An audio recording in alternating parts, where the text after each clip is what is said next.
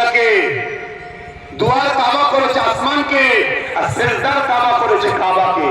তাই আসর ও ফজরের নামাজের পর দেখবেন ইমাম ঘুরে গিয়ে অন্যদিকে মুখ করে হাত তোলে। দুয়ার কাবা কাবা শরীফ নয়, সিজদার কাবা হলো কাবা শরীফ, দুয়ার কাবা হলো আসমান। কথা মাথায় ঢুকছে না? ঢুকে নেই, মনে রাখবেন। আমি জানি না আমার ভাইগুলো শুনে ফিরে এলো কিনা। যদি আসে তো আলহামদুলিল্লাহ, যদি না আসে ওরা চরম ভুল করছে, চরম ভুল করছে। কথা বুঝে আসছে? আমি অন্য জগতের মানুষ, এটুকু বলে গেলাম। শুধু কারো ভাগ করি না। অন্যায় অন্যায়, কাউকে তেল মেশিয়ে দিয়ে কিছু ফায়দা নেবো ও ধান্দা তো আমি থাকি না। অনেকে বলে কি করা যাবে, সব দিয়ে চলতে হবে না। আমি অনেক ছেলে পেয়েছিল ডেকে বলেছি, তোদের কর্মের দোষে তোরা মার খেলি, তোরা যদি আরেকটু সুযোগ দিতিস আরো অনেক কটা গুন্ডা মারা যেত। শুনছেন না শোনেননি? পটাপট কয়েকটা মরল না, আরো অনেক কটা মারা যেত। তোরা সুযোগ দিলিনি কেন? তোরা একটু কিছু যেই পেলি অমনি নাচানাচি গান বাজাতে শুরু করলি।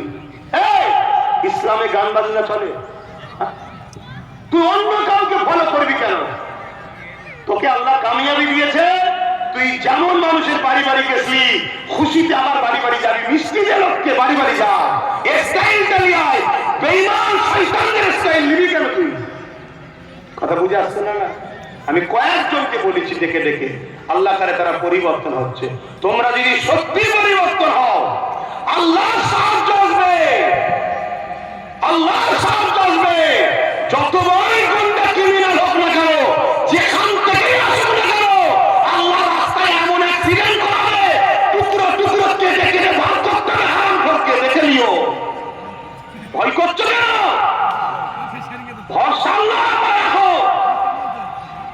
গুন্ডাগিরি করছো, দাদাগিরি দিচ্ছ, যেখানে মসজিদকে ভাড়া হচ্ছে, মাদ্রাসাকে ভাড়া হচ্ছে, মুসলমানকে গালি দেওয়া হচ্ছে, কই যাও না, তাহলে দেখা গিয়ে দাদাগিরি দাও না। না, এখানে মুসলমান বেশি, এদের জায়গাগুলোকে এয়ারপোর্টের নামে আর নামে দখল করতে হবে, এই জায়গা থেকে তুলতে হবে। শুনছেন না? শুনে